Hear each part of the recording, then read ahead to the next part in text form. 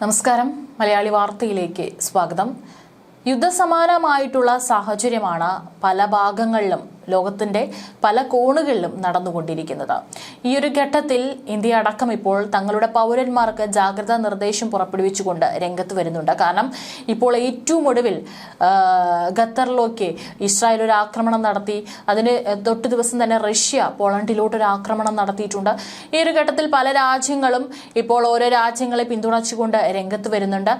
ഇപ്പോൾ ഇന്ത്യ ഇപ്പോൾ തങ്ങളുടെ പൗരന്മാർക്ക് പ്രധാനമായി നൽകുന്ന ഉപദേശം എന്ന് പറയുന്നത് റഷ്യ അവരുടെ കൂലിപ്പട്ടാളത്തിലേക്ക് റിക്രൂട്ട്മെന്റ് നടത്തുന്നുണ്ട്. അത് ഇന്ത്യയിലുള്ള പൗരന്മാർ ശ്രദ്ധിക്കണം. അത്തരത്തിലുള്ള മുന്നറിയിപ്പുകൾ, അത്തരത്തിലുള്ള ഓഫറുകളിലൊന്നും തന്നെ വീഴരുത് എന്നുള്ള കൃത്യമായിട്ടുള്ള ജാഗ്രതാ നിർദ്ദേശമാണ് ഇപ്പോൾ ഇന്ത്യ നൽകുന്നത്. അതായത് അവിടെ റഷ്യ പോളണ്ട് അടക്കം കടന്ന് ആക്രമിച്ചിരിക്കുകയാണ്.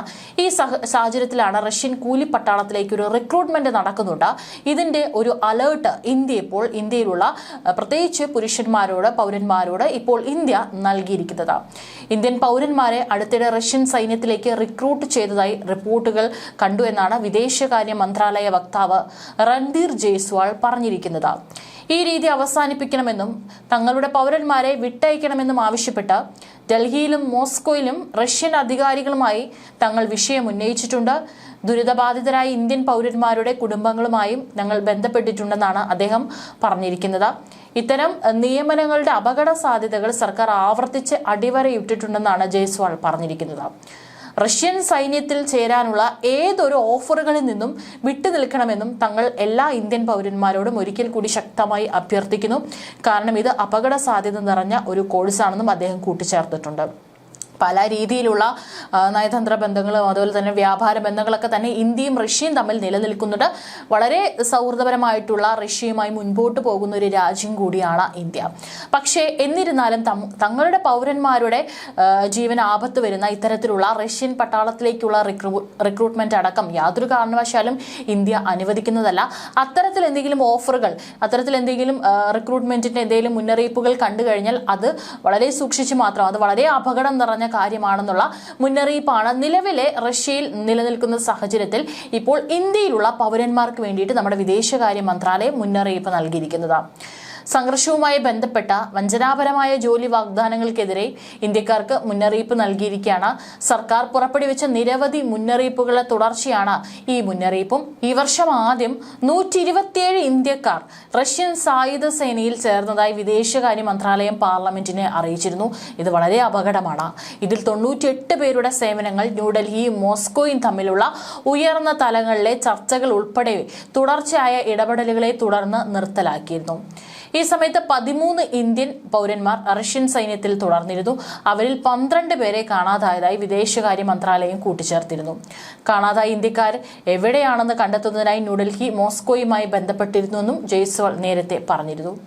2024 ജൂലൈയിൽ മോസ്കോയിൽ വെച്ച് പ്രധാനമന്ത്രി നരേന്ദ്രമോദി റഷ്യൻ പ്രസിഡന്റ് വ്ളാഡിമിർ പുടിനുമായി നടത്തിയ ചർച്ചയെ തുടർന്നാണ് ഇന്ത്യയിലെ റഷ്യൻ എംബസി കഴിഞ്ഞ വർഷം ഇന്ത്യൻ പൗരന്മാരെ സൈന്യത്തിലേക്ക് റിക്രൂട്ട് ചെയ്യുന്നില്ലെന്ന് അറിയിച്ചത്.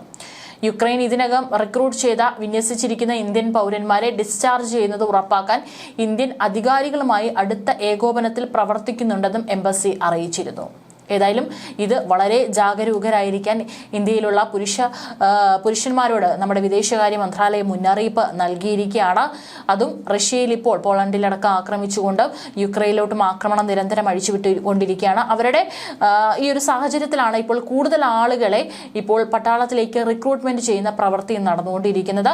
അതിൽ ആ ഒരു കെണിയിൽ അല്ലെങ്കിൽ അത്തരത്തിലുള്ള ഓഫറുകളിൽ ഇന്ത്യൻ പൗരന്മാർ വീഴരുത്. അത് അവരുടെ ജീവന് വളരെ ആപത്താണ് വിളിച്ചു വരുത്തുക എന്നുള്ള മുന്നറിയിപ്പാണ് നമ്മുടെ വിദേശകാര്യ മന്ത്രാലയം കൃത്യമായി പറഞ്ഞിരിക്കുന്നത്. അതുപോലെ തന്നെ ഈ ഒരു സാഹചര്യത്തിൽ ഇന്ത്യക്കെതിരെ കുറച്ചു കാലങ്ങളായിട്ട് അമേരിക്ക അടക്കം ഉയർത്തിക്കൊണ്ടുവരുന്ന ഒരു മുന്നറിയിപ്പായിരുന്നു അത് റഷ്യയെ സഹായിക്കുന്നത് ഇന്ത്യയാണ്, അല്ലെങ്കിൽ മറ്റുള്ള രാജ്യങ്ങളടക്കം തന്നെ റഷ്യയ്ക്ക് മേൽ ഉപരോധം ഏർപ്പെടുത്തിയ സമയത്തൊക്കെ തന്നെ ഇന്ത്യയായിരുന്നു അവിടെ നിന്ന് എണ്ണ ഇറക്കുമതി ചെയ്ത് സാമ്പത്തികമായിട്ട് റഷ്യയെ ഒന്ന് സഹായിക്കാൻ മുതിർന്നിരുന്നത്. അതിനെതിരെ പലപ്പോഴും അമേരിക്ക മുന്നറിയിപ്പ് നൽകിയിട്ടുണ്ടായിരുന്നു. അത് ഇപ്പോൾ ഇന്ത്യക്കെതിരെ ഒരു ഇരട്ടത്തീരുവ പ്രഖ്യാപിക്കുന്ന ഘട്ടത്തിൽ വരെ എത്തി നിൽക്കുകയായിരുന്നു.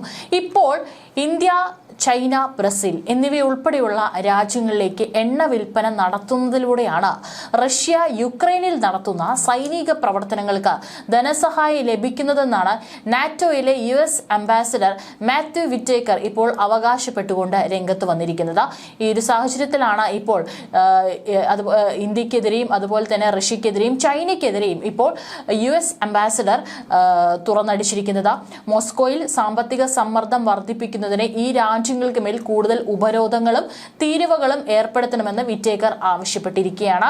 ഈ യുദ്ധത്തിന് പണം കണ്ടെത്തുന്നതിനായി ഇന്ത്യ, ചൈന, ബ്രസീൽ തുടങ്ങിയ രാജ്യങ്ങൾക്ക് റഷ്യ നൽകുന്ന എണ്ണ വിൽപ്പനയിലൂടെയാണ് പണം ലഭിക്കുന്നത് എന്നാണ് അറിയിച്ചിരിക്കുന്നത്.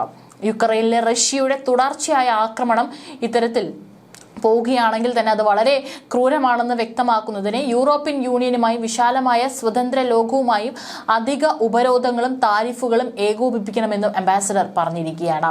വ്ളാഡിമിർ പുടിന്റെ ബിസിനസ് ചെയ്യുന്നതിനുള്ള ചെലവ് വർദ്ധിപ്പിക്കുന്നതിനും അദ്ദേഹത്തിന്റെ വരുമാനം കുറയ്ക്കുന്നതിനും കൂടുതൽ ഉപരോധങ്ങളും താരിഫുകളും പ്രയോഗിക്കുന്നത് അടുത്ത ഘട്ടത്തിൽ ഉൾപ്പെടുത്തുമെന്നാണ് കരുതുന്നതെന്നും വിറ്റേക്കർ പറഞ്ഞിരിക്കുകയാണ്. മാത്രമല്ല, നമ്മൾ കാണുന്ന മരണവും നാശവും അവസാനിപ്പിക്കേണ്ടതുണ്ട്. യുദ്ധം നിർത്താൻ പുടിന് മേൽ സമ്മർദ്ദം വർദ്ധിപ്പിക്കുന്നത് തുടരേണ്ടതുണ്ടെന്നാണ് എടുത്തു പറഞ്ഞിരിക്കുന്നത്. ഇരുപക്ഷവും ചർച്ചയിലൂടെയുള്ള ഒത്തുതീർപ്പിന് ഒടുവിൽ സമ്മതിക്കേണ്ടി വരുമെങ്കിലും സുരക്ഷാ ഗ്യാരണ്ടികൾ പകരമായി മുൻനിരകൾ മരവിപ്പിക്കുന്നത് ഉൾപ്പെടെയുള്ള ഒരു കരാറിലെത്താൻ യുക്രൈൻ ഇതിനകം സന്നദ്ധത പ്രഖ്യാപിച്ചിട്ടുണ്ടെന്ന് വിറ്റേക്കർ എടുത്തു പറഞ്ഞിട്ടുണ്ട്. ഏതായാലും നിലവിലെ സാഹചര്യത്തിൽ ചൈനയിലടക്കം വെച്ചിട്ട് പുടിനുമായിട്ട് നരേന്ദ്രമോദി കൂടിക്കാഴ്ച നടത്തിയപ്പോഴൊക്കെ തന്നെ അത് വളരെ ആശങ്ക ഉണ്ടാക്കിയിരുന്നത് അമേരിക്കയ്ക്ക് തന്നെയായിരുന്നു. കാരണം അമേരിക്കയുടെ ഇരട്ട തീരുവ യുദ്ധം ഇന്ത്യക്കെതിരെ ചുമത്തിയിരിക്കുകയാണ്. ആ ഘട്ടത്തിൽ കൂടിയാണ് ഇത്തരത്തിലൊരു അവിടെ ഒരു കൂടിക്കാഴ്ച നടന്നത്. മാത്രമല്ല, അവിടെ ഷാങ്ഹായ് ഉച്ചകോടിയിലടക്കം ഈ പറയുന്ന പല രാജ്യങ്ങളും ഒത്തുകൂടിയപ്പോഴൊക്കെ തന്നെ അമേരിക്കയ്ക്കായിരുന്നു ഏറ്റവും കൂടുതൽ നെഞ്ചിടിപ്പ് വർദ്ധിച്ചത്. ഈ ഒരു ഘട്ടത്തിലാണ് റഷ്യയാണ് ഇത്തരത്തിൽ യുക്രൈനെതിരെ അതുപോലെ തന്നെ നാറ്റോ രാജ്യങ്ങൾക്കെതിരെ റഷ്യയെ യുദ്ധം ചെയ്യുന്നതിന് അവരെ സാമ്പത്തികമായിട്ട് ഇത്തരത്തിൽ എണ്ണ വാങ്ങിക്കൊണ്ട് സഹായിക്കുന്നത് എന്നുള്ളത് എടുത്തു പറഞ്ഞിരിക്കുകയാണ് ഈ ഒരു ഘട്ടത്തിൽ US അംബാസഡർ. ഏതായാലും നിലവിൽ ഇന്ത്യൻ പൗരന്മാർക്കുള്ള ജാഗ്രതാ നിർദ്ദേശം പുറത്തു വന്നിട്ടുണ്ട്. അതിനനുസരിച്ചിട്ട് പുരുഷന്മാർ ശ്രദ്ധിക്കേണ്ടതുണ്ട് എന്ന് വിദേശകാര്യ മന്ത്രാലയം കൃത്യമായി എടുത്തു പറഞ്ഞിട്ടുണ്ട്.